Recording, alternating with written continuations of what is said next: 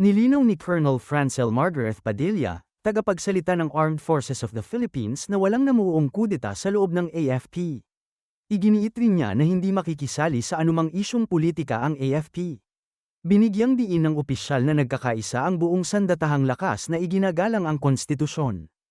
I'm sorry. Yeah, Mr. Honorable Chairman, Lacson. not to the gentleman seated in front, but Colonel Jacqueline Ploma.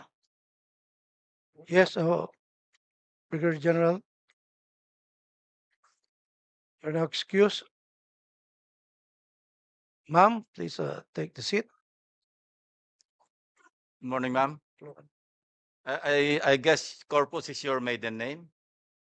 So is your husband a direct descendant of Tomas Cloma? My husband, sir, happens to be a great grandson. Great of- grandson. Yes, sir, but that his mother's mother is cousin of Thomas Cloma, sir. Yeah. Please extend my regards, and we'd like to thank him for discovering and occupying Yes, and sir. owning and donating to the Philippine government the Calayan Island Group. Yes, sir. That's all, Mr. Chairman. Thank you, sir.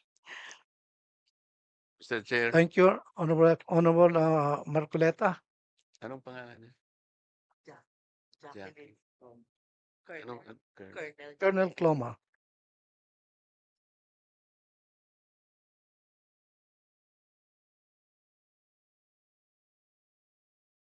Colonel Cloma, so you are married to the descendant of Mr. Thomas Cloma?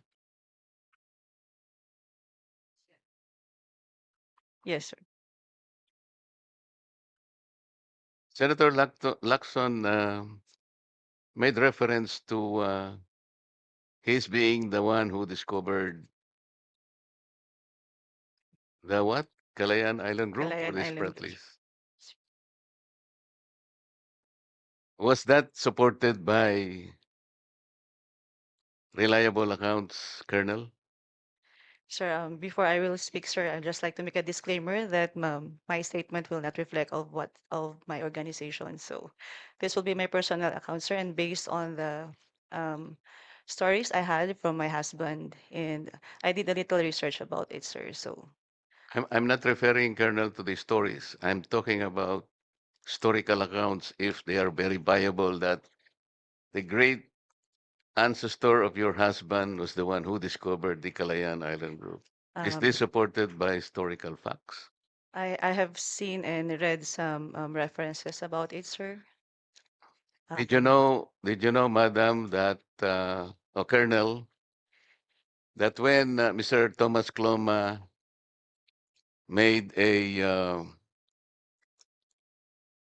Freedom Declaration in 1956, several countries objected because, well, several countries like United Kingdom, the United States of America, China did also, Japan, Australia, and the Philippines. Did you know that? Based on my reading, sir, I only read countries like Vietnam, China, and France. Yes. Did you know that these countries objected to his declaration? Yes, sir. And there is a common ground, Colonel, why they objected. Do you know what the ground is? May you please enlighten me, sir, on that? Yes. Because according to the objectors, Kalayaan Island Group at that time is no longer treated as terra nullius, which means that Nobody's island, sir. it is not unoccupied and it was not undiscovered. Kaya po, Colonel, pati ang ating bansa vigorously objected. And that is why it is not correct to assume that he discovered it, because several other discoverers prior to his time. Do you know that in 1837, the United Kingdom already made a notification claim Did you know that, madam? And in 1933, the Japanese or Japan also made the same notice of claim, 1933, prior to the declaration of Mr. Thomas Kloma in 1956. Japan already made a notice of claim. Meaning, marami na po talaga ang nakadiscover ng Kalayaan Island Group. So, hindi po siya pwedeng mag-donate dahil inobjekan po ng ating bansa mismo. Do you know the representative of the Philippine government at that time when the objection was made? Alam po ninyo?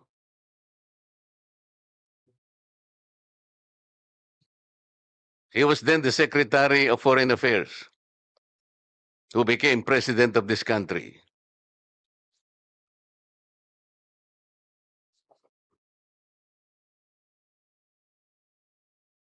So hindi po talaga pwede na siya yung nag-discover, madam, on those grounds.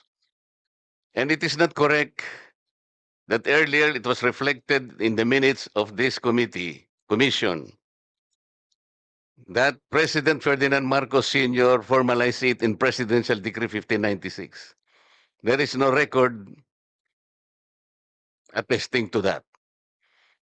And there is no record also, Mr. Chair, that his donation was formalized by the arbitral ruling. That is not on record, Colonel, Mr. Chair.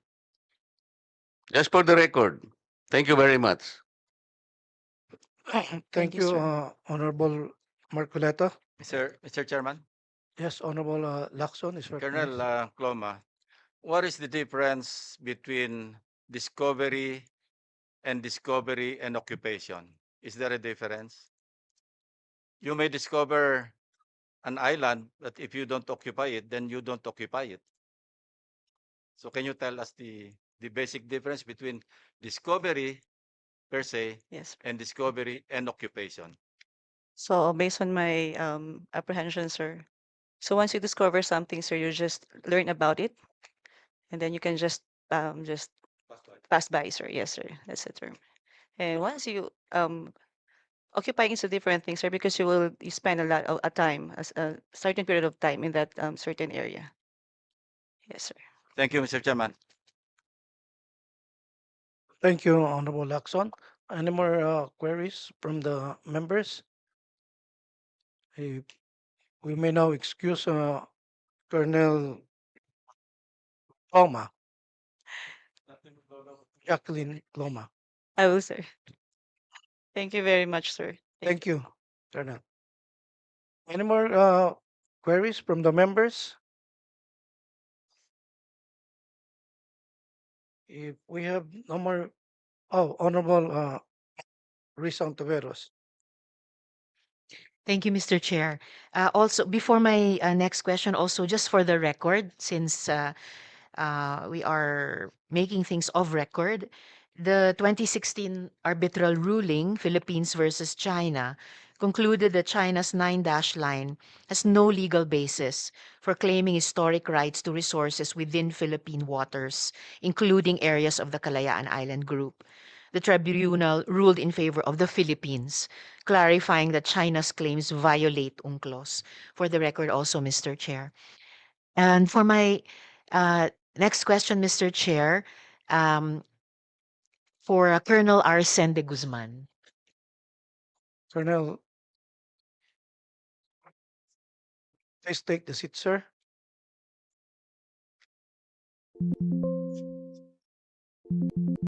Magandang umaga po, Colonel. Good morning po, ma'am. Sir, parehong tanong lang tulad nung kina Generals Manalo at Gigantone. Gusto niyo po bang kunin ang pagkakataong ito, linawin sa komite yung unaccounted for increase sa SAL and worth 3,264,070, sir? Yes, ma'am. Good morning po muli, ma'am. Nag-increase po yan before, ma'am, dahil sa business na naitayo namin, ma'am. Pero itong huli, ma'am, ang pagkakakuan ko, ma'am, is medyo bumaba yan dahil doon sa loan, ma'am, na kinuhan po namin. Ni-loan po na car loan, ma'am, and other loans, ma'am, na ginawa po namin ni misis ko, ma'am. Salamat po, Colonel. So, pakisiguruhin na lang na kompleto yung ganong impormasyon tungkol sa inyong SALN, yung business, and the fact na may loans pa pala kayo. So, baka bumaba yung actual na amount dun po sa SALN ninyo. Muli, para lang malinaw at hindi na po kailangan itanong sa mga susunod na confirmation hearing, sir. Thank you, ma'am. Thank you, sir. Yun lang po tanong ko kay Colonel De Guzman, Mr. Chair. Thank you, Honorable Risa Antiveros. Any more questions for Colonel De Guzman? Mr. Chair, I have no question to the Colonel. I just want to make of record that the arbitral tribunal ruled really on the 9-dash line of China that the 9-dash line was invalidated because it was not based on historic rights of China.